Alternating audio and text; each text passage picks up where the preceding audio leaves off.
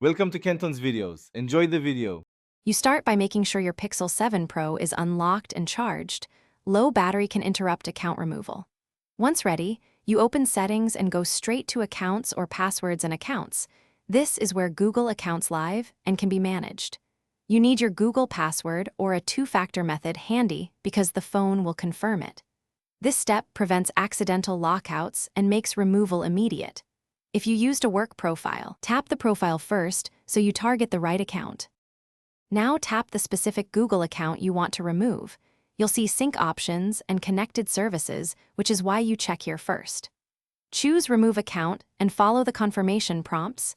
Enter your Google password or approve via two-factor authentication so Google verifies it's you. Make sure to read any warnings about data removal or app access, and if the device is tied to enterprise management or play protections, follow additional prompts to unlink it. Once confirmed, the account is removed locally. To finish, restart the Pixel so system services refresh and any cached credentials clear. This ensures apps stop using the removed account.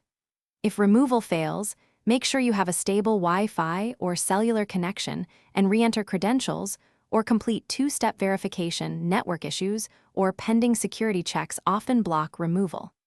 If the account still won't go, back up your data and consider a factory reset as a last resort. That clears account links, but requires reinstalling apps and restoring settings. Thanks for watching. Consider subscribing if we helped you.